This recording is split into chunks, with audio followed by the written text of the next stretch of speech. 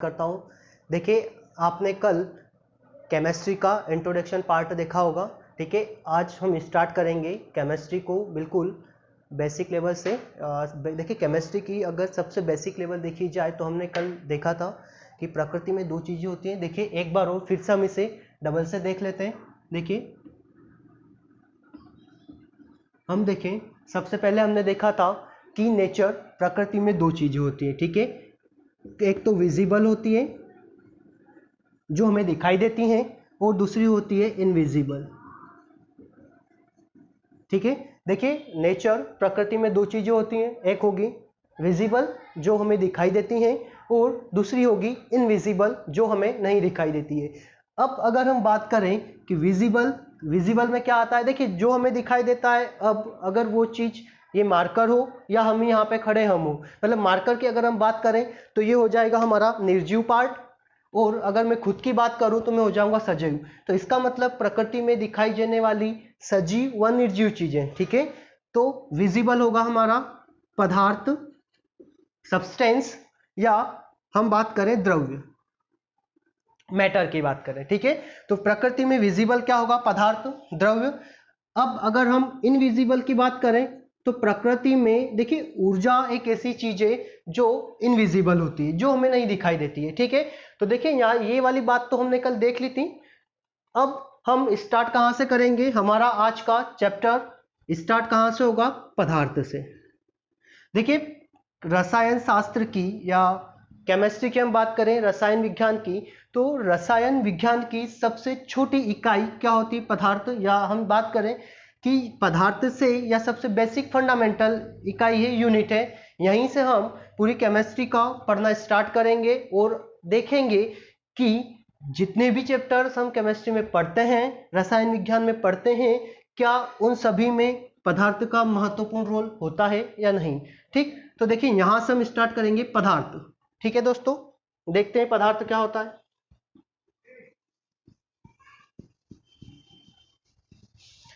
देखिए, पदार्थ या हम बात करें जिसे इंग्लिश में हम कहेंगे सब्सटेंस।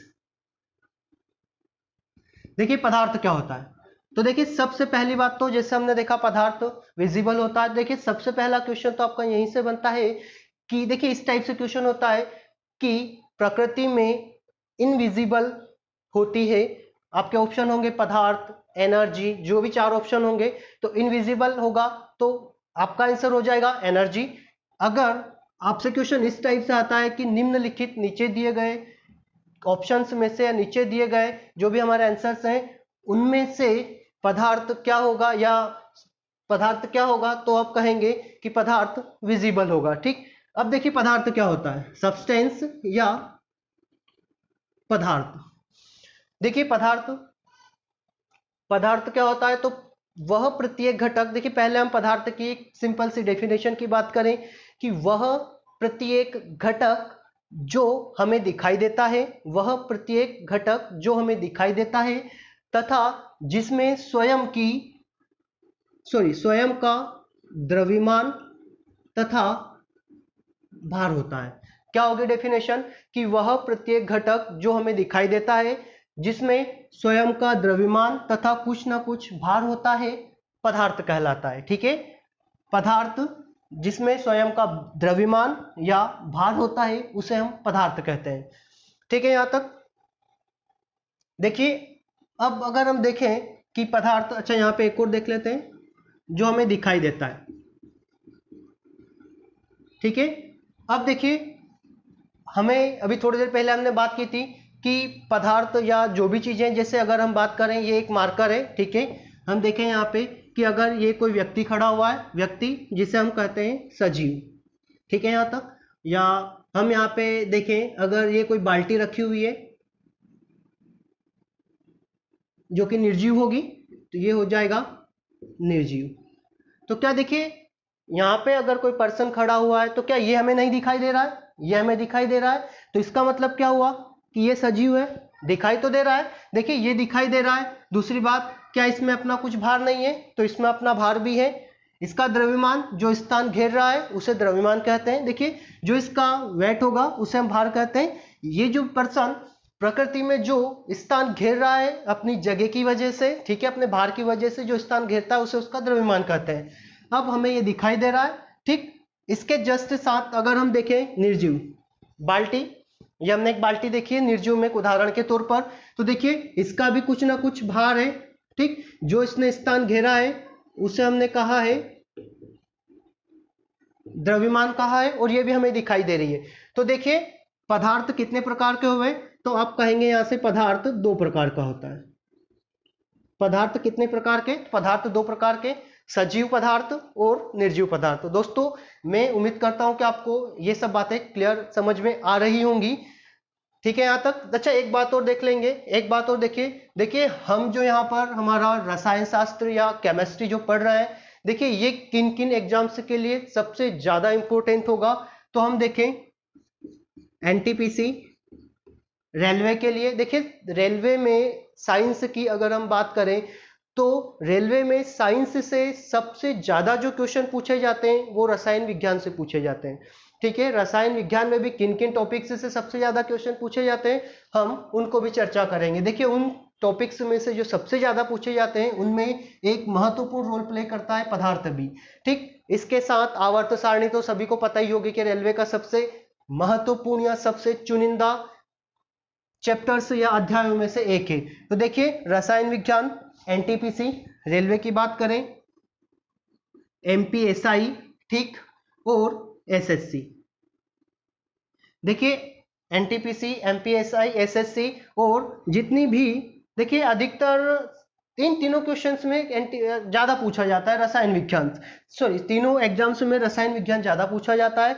देखिए इसके साथ ऐसा नहीं है कि व्यापम की अगर हम बात करें एमपी में, ठीक है, एमपी गवर्नमेंट जो एग्जाम करवाती है व्यापम में भी केमिस्ट्री के क्वेश्चन आते हैं लेकिन थोड़े बहुत कम आते हैं, बाकी बायोलॉजी और फिजिक्स भौतिक शास्त्र की तुलना में थोड़े कम आते हैं। अगर रेलवे की बात करें, रेलवे में एनटीपीसी या ग्रुप डी, ठीक है, रेलवे में एनटीपीसी, देखिए एनटीपीसी में सभी प्रकार की एग्जाम आ जाती हैं, टीसी, स्टेशन मास्टर सभी के आप जानते हैं।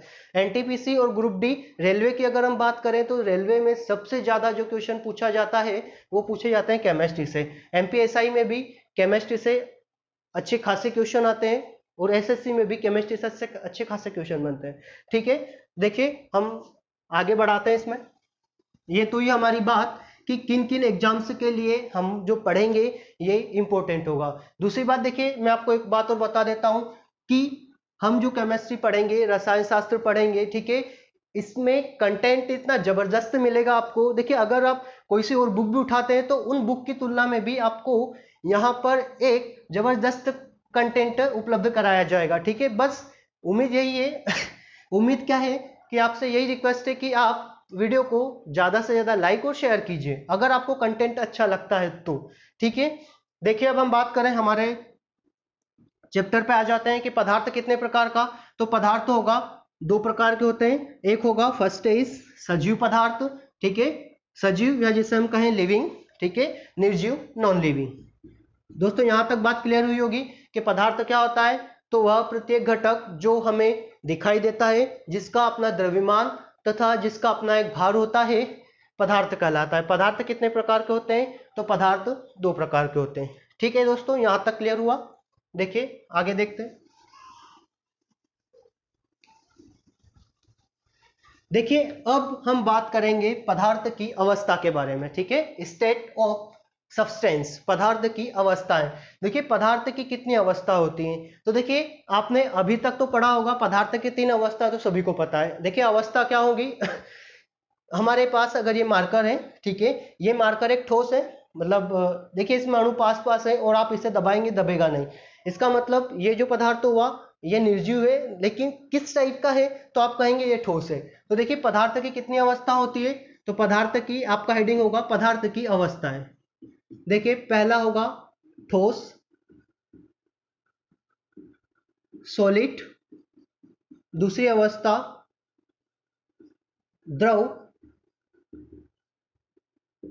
लिक्विड, पदार्थ की तीसरी अवस्था गैस, ठीक है। देखिए दोस्तों पदार्थ की तीन अवस्थाओं के बारे में तो हम सभी जानते हैं, ठोस, द्रव और गैस।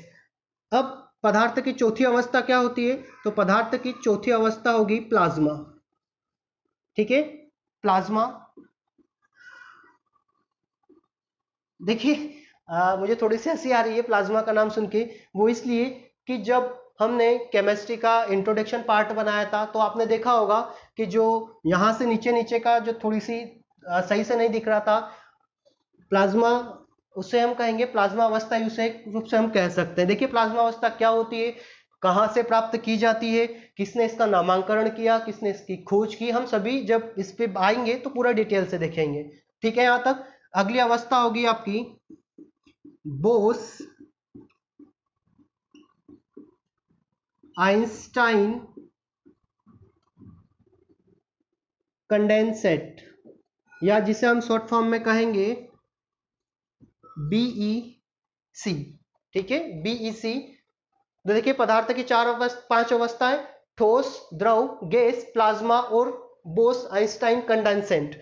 अब देखिए दोस्तों, आपको यहां तक भी पता चल गया कि पदार्थ की कितनी अवस्थाएं, तो पदार्थ की 5 अवस्थाएं। ठीक है, देखिए अब इसमें क्वेश्चन किस टाइप से बनता है? इसमें क्वेश्चन इस टाइप से पूछा जाता है कि पदार्थ की प्राकृतिक अवस्थाएं कितनी होती हैं, तो आप आंसर क्या लगाएंगे? देखिए अगर ये पूछा जाए कि पदार्थ की अवस्थाएं कितनी, तो आप कहेंगे 5 अवस्थाएं। पदार्थ की कितनी प्राकृतिक अवस्थाएं, तो आपका आंसर क्या होगा? देखिए फर्स्ट से लेकर ठोस, द्रव, गैस और प्लाज्मा, ये पदार्थ की नेचुरल या प्राकृतिक अवस्थाएं होती हैं। ठीक है, प्राकृतिक अवस्था क्यों होती है? देखिए ठोस, द्रव, गैस, यहां तक तो पता है। प्लाज्मा अवस्था क्या होती है, जब हम इससे पूरा डिटेल देखेंगे तो आपको यहां पे ये बात पूरी क्लियर हो जाएगी कि प्लाज्मा अवस्था को प्राकृतिक अवस्था क्यों कहते हैं। ठीक है, जस्ट इसके विपरीत अगर हम देखें कि बोस आइंस्टाइन कंडेंसेट, ये पदार्थ की कृत्रिम अवस्था होती है। ठीक है, तो यहां तक आपको क्लियर हुआ होगा कि पदार्थ की प्राकृतिक अवस्थाएं कितनी, तो 1, 2, 3 और 4, पदार्थ की 4 प्राकृतिक अवस्थाएं। और पदार्थ की कृत्रिम अवस्था कौन सी, तो बोस आइंस्टाइन कंडेंसेट। देखिए बोस आइंस्टाइन कंडेंसेट कृत्रिम अवस्था क्यों है, इस पे भी हम जब इसको पूरा देखेंगे तो इस पे इसकी चर्चा करेंगे। दोस्तों यहां तक आपको पूरा क्लियर हुआ होगा, आप चाहे तो इसका स्क्रीनशॉट ले सकते हैं। ठीक है, ठीक है दोस्तों। अब देखिए हम यहां पर एक एक अवस्था के बारे में पूरा डिटेल से देखेंगे। ठोस अवस्था क्या होती है, द्रव अवस्था क्या होती है। ठीक है, तो स्टार्ट करते हैं हम। सबसे पहले स्टार्ट करेंगे ठोस अवस्था से।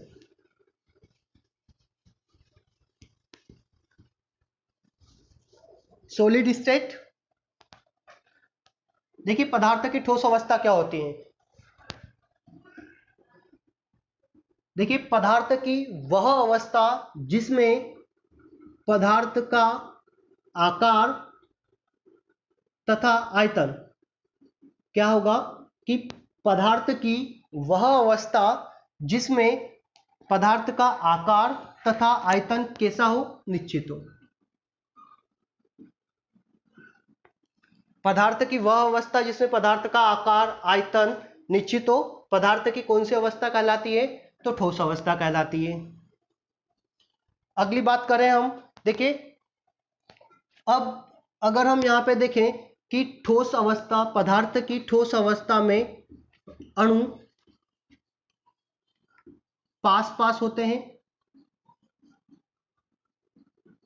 पदार्थ की ठोस अवस्था में अणु पास पास होते हैं, अतः इनके मध्य लगने वाला,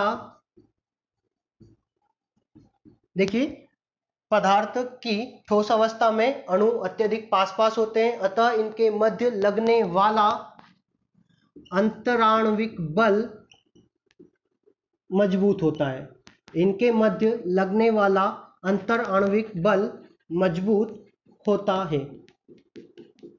देखिए दोस्तों अंतराण्विक बल क्या होता है, इस पर भी हम चर्चा करेंगे। पहले आप ये समझ लीजिए कि पदार्थ की ठोस अवस्था में आकार और आयतन कैसा होगा, निश्चित होगा।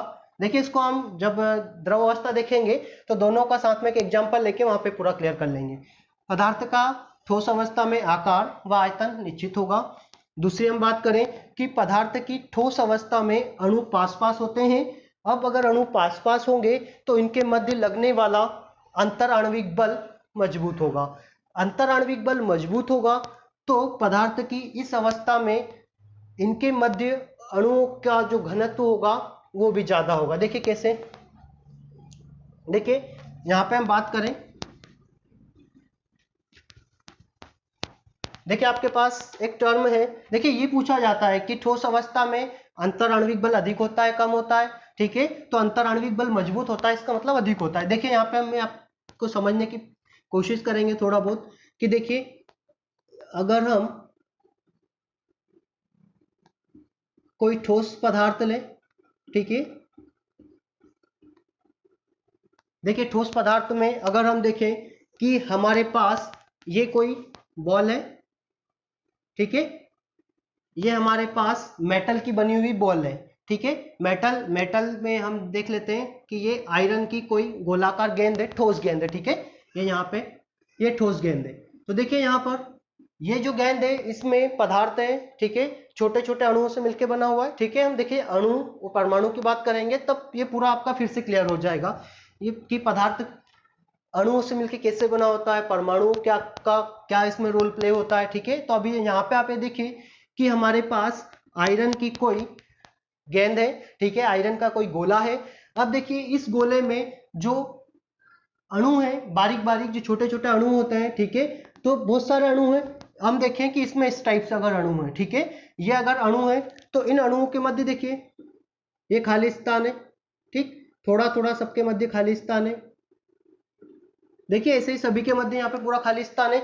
तो देखिए पदार्थ में हमने देखा था कि पदार्थ की ठोस अवस्था में अणु कैसे होते हैं, पास पास होते हैं। अब अगर अणु पास पास होंगे तो ये एक दूसरे को बिल्कुल बहुत ज्यादा मजबूती से पकड़ के रखेंगे, ठीक, जैसे यहाँ पे इसने इसको मजबूती से पकड़ के रखा है, यहाँ पे ये, ठीक है। तो देखिए इनके मध्य जो थोड़ी सी अगर खाली स्पेस है तो इस खाली स्पेस को हम कहेंगे, ठीक है, अंतर आणविक बल यहां से मजबूत होगा और इस खाली स्थान को जो पैक करने के लिए अणु एक दूसरे को जो मजबूती से पकड़कर रखेंगे और मजबूती से पकड़ेंगे तो इसे हम कहेंगे कि अंतर आणविक बल अणुओं के मध्य अधिक है, ठीक है यहां तक।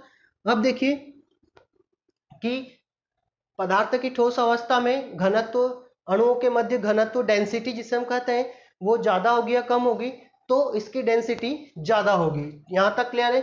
अब देखिए अगली बात करें हम लिक्विड स्टेट, द्रव अवस्था की।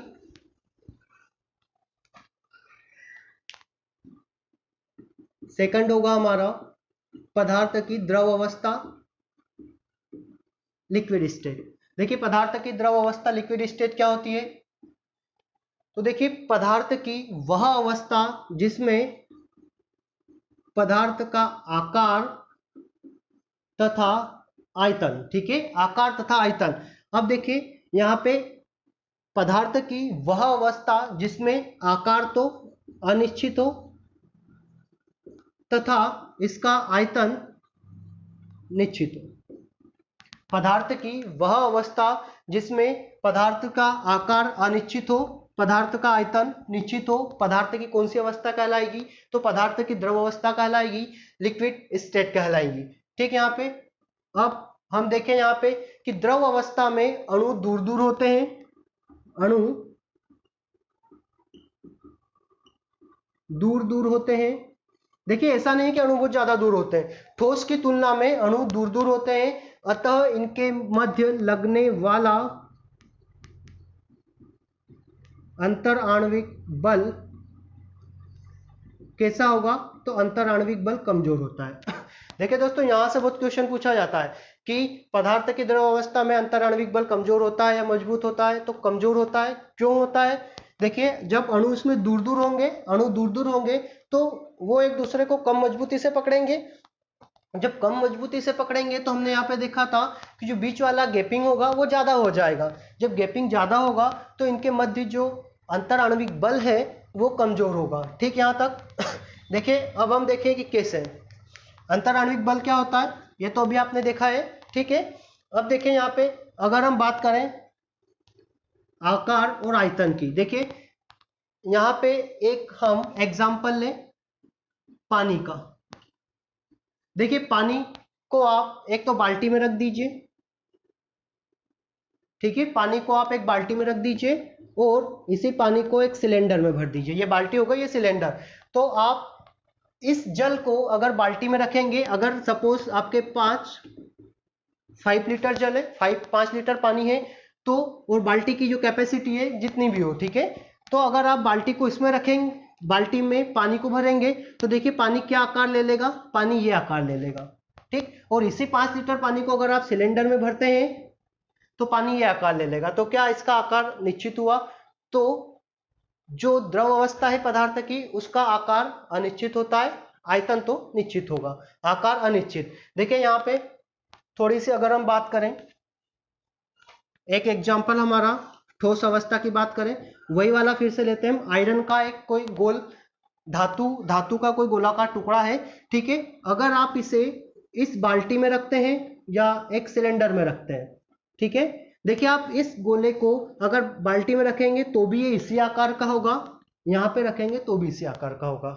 तो दोस्तों ये बात आपको क्लियर हुई होगी कि द्रव अवस्था जो है वहां पर आकार अनिश्चित होता है, आयतन निश्चित होता है। ठोस अवस्था में आकार और आयतन दोनों ही निश्चित होते हैं, ठीक। द्रव अवस्था में अणु दूर दूर होते हैं, अतः इनके मध्य लगने वाला अंतर आणविक बल कमजोर होता है। अंतर आणविक बल कमजोर होगा तो द्रव अवस्था में जो अणुओं के मध्य, जो अणुओं की डेंसिटी, अणुओं का जो घनत्व होगा वो कम होगा।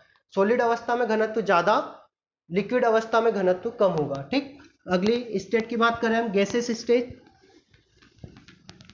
देखिए गैस स्टेट तो सिंपल सा है, फिर भी हम देख लेते हैं।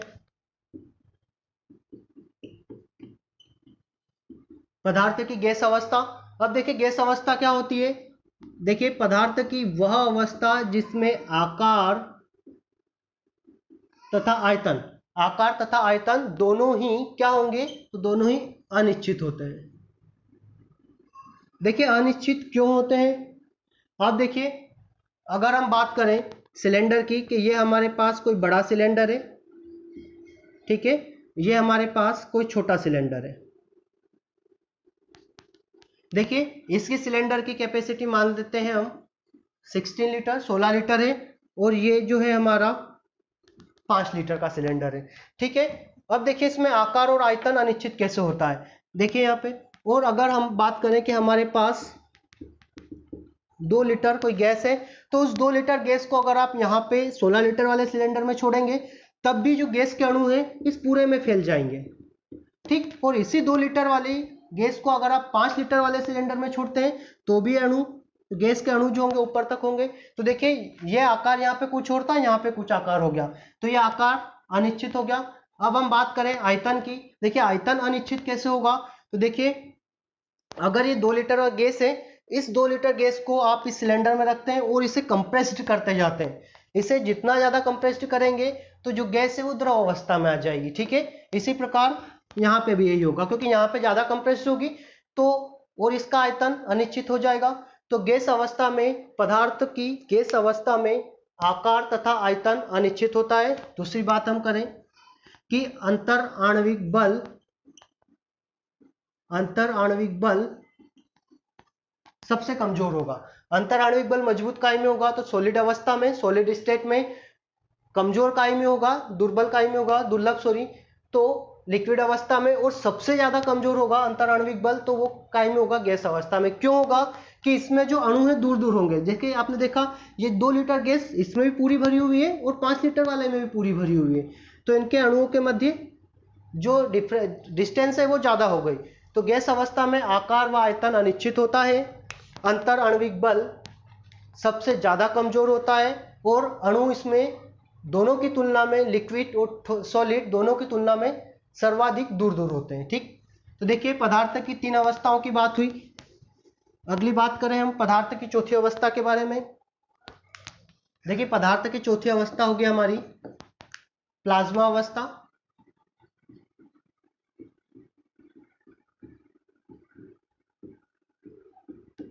देखिए पदार्थ की चौथी अवस्था प्लाज्मा अवस्था होती है, और यही वो प्लाज्मा अवस्था है जो केमिस्ट्री के इंट्रोडक्शन पार्ट में नीचे वाला जो सही से नहीं दिख रहा था, यही वो प्लाज्मा अवस्था। अभी प्लाज्मा अवस्था बनी कैसे थी, तो देखिए ये मोबाइल रिकॉर्ड में तो अलग तरीके से बनी थी, लेकिन प्राकृतिक रूप से कैसे बनती है हम उस पर बात करते हैं।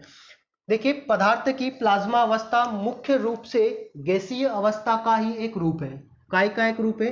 तो पदार्थ की गैसीय अवस्था का ही मुख्य रूप से एक रूप है या मुख्य रूप से एक भाग होता है प्लाज्मा अवस्था गैसीय अवस्था का ही। अब देखिए गैसीय अवस्था से प्लाज्मा अवस्था कैसे बनती है, ठीक है। तो गैसीय अवस्था या जब गैस को उच्च ऊर्जा या गैस को जब उच्च ताप पर गर्म किया जाता है, क्या होता है? देखिए जब पदार्थ की गैसीय अवस्था को उच्च ताप पर गर्म किया जाता है तो क्या होगा? तो गैसीय अवस्था का आयनन हो जाएगा, और जब इसका आयनन होगा तो गैसीय अवस्था जो ऊपर उठ गैस की जो अवस्था है प्लाज्मा अवस्था में कन्वर्ट होकर ऊपर उठने लगेंगी। कैसे उठने लगेंगी? देखिए अगर आपने हिंदू धर्म के धार्मिक ग्रंथ अगर देखे हैं तो उसमें अगर आप इंद्रलोक गए हैं, इंद्रलोक में अगर देखा होगा जब नारद जी जाते हैं इंद्रलोक में, तो वहां पे आपने देखा होगा कि जो भी वहां पे बैठे रहते हैं इंद्र जी, तो सभी के पास जब बैठे हुए हैं तो जो गैस है वो ऊपर उठने लगती है। पुरानी फिल्म में भी आपने देखा होगा, फिल्मों में भी, कि धुआं धुआं सा छाया हुआ है, ठीक है। तो ये जो धुआं धुआं सा छाया हुआ जो अवस्था है गैसीय अवस्था की, एक जो रूप है धुआं धुआं सा छाया हुआ या इंद्रलोक का जो दृश्य होता है, ठीक है, उसे ही हम कहते हैं प्लाज्मा अवस्था। तो प्लाज्मा अवस्था कैसे प्राप्त की जाती है? तो गैसीय अवस्था या पदार्थ की गैसीय अवस्था को उच्च ताप पर गर्म करके इसे आयनीकृत कर दिया जाता है, और आयनीकृत होने के पश्चात पदार्थ की हमें प्लाज्मा अवस्था प्राप्त होती है। यहां तक क्लियर हुआ होगा आपको? देखिए प्लाज्मा अवस्था मुख्य रूप से कहां पर होती है अत्यधिक मात्रा? देखिए वो तो मूवी होती है या जो उन्हें सीरियल बनाना होता है तो वहां पे उस टाइप का माहौल क्रिएट करते हैं, लेकिन प्रकृति में प्लाज्मा अवस्था कहां पर पाई जाती है? तो प्रकृति में प्लाज्मा अवस्था तारों पर तथा सूर्य पर पाई जाती है। देखिए तारे और सूर्य दोनों पर प्लाज्मा अवस्था अधिकतम पाई जाती है। वो क्यों पाई जाती है? क्योंकि देखिए तारों पर और सूर्य पर दोनों पर ही उच्च तापमान होता है। हमने यही देखा है कि जब गैसों को उच्च तापमान पर गर्म किया जाता है तो गैसें आयनीकृत हो जाती है, आयनीकृत होने के पश्चात प्लाज्मा अवस्था का निर्माण करती है। तो देखिए तारों और सूर्य दोनों पर ही उच्चतम तापमान होता है, ठीक है। तो प्लाज्मा अवस्था कहां पर पाई जाती है? तो आप कहेंगे तारों पर तथा सूर्य पर, या उच्च तापमान वाले ग्रहों पर भी प्लाज्मा अवस्था पाई जाती है, ठीक। यहां तक का। अब देखिए अगर हम बात करें कि प्लाज्मा अवस्था की खोज किसने की थी, ठीक है, तो देखिए विलियम विलियम क्रुक्स ने प्लाज्मा अवस्था की खोज की थी। वो की थी 1878 में। देखिए दोस्तों ये वाला क्वेश्चन पूछा जाता है, किसने इसकी खोज की थी, किसने इसका नामकरण किया था, ठीक है। तो प्लाज्मा अवस्था की खोज किसने की थी? तो आप कहेंगे विलियम क्रुक्स ने। कब? 1878 में। प्लाज्मा अवस्था का नामकरण किसने किया था? तो प्लाज्मा अवस्था का नामकरण किया था इरविन लैंगम्यूर ने 1928 में। देखिए प्लाज्मा अवस्था की खोज किसने की थी? तो विलियम क्रुक्स ने। प्लाज्मा अवस्था का नामकरण किसने किया था? तो इरविन लैंगम्यूर ने, ठीक है। ये है लैंगम्यूर ने इसका नामकरण किया था 1928 में, ठीक है दोस्तों। यहां तक आपको क्लियर हुआ होगा प्लाज्मा अवस्था क्या है, कैसे प्राप्त की जाती है, किसका एक मुख्य रूप है। अच्छा हाँ, एक बात और हमने फर्स्ट में देखा था पदार्थ की प्लाज्मा अवस्था, यह भी एक प्राकृतिक अवस्था है। देखिए इसे हमने किसी प्रकार से बनाया नहीं है। जब गैसें तारों पर होंगी तो उच्च तापमान होगा, उच्च तापमान होगा तो आयनीकृत हो जाएंगी, तो ये एक पदार्थ की प्राकृतिक अवस्था है। खोज किसने की? विलियम क्रुक्स ने खोज की। नामकरण किसने किया? तो इरविन लैंगम्यूर ने इसका नामकरण किया था। अच्छा एक क्वेश्चन हो यहाँ पे, देखिए ये क्वेश्चन भी काफी बार पूछा जाता है कि फ्लोरोसेंट ट्यूब तथा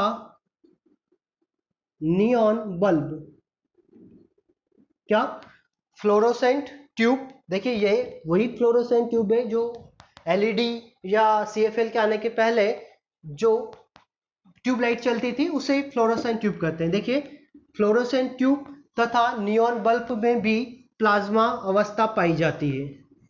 फ्लोरोसेंट ट्यूब तथा नियॉन बल्ब में भी प्लाज्मा अवस्था पाई जाती है। ठीक, देखिए यहाँ से आपका ये आईएमपी क्वेश्चन है, इंपॉर्टेंट क्वेश्चन हो गया। ठीक, अब देखिए हमारे पास अगर नाम आया हुआ है फ्लोरोसेंट ट्यूब और नियॉन बल्ब का, तो हम ये देख लेते हैं कि फ्लोरोसेंट ट्यूब में कौन कौन सी गैस भरी जाती है। तो देखिए फ्लोरोसेंट ट्यूब में आर्गन तथा मर्क्यूरस, मर्क्यूरस या पारे की वाष्प जिसे हम कहें।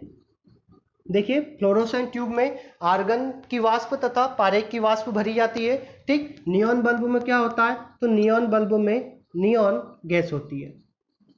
दोस्तों यहां तक क्लियर हुआ होगा आपको कि फ्लोरोसेंट ट्यूब तथा नियॉन बल्ब में प्लाज्मा अवस्था पाई जाती है।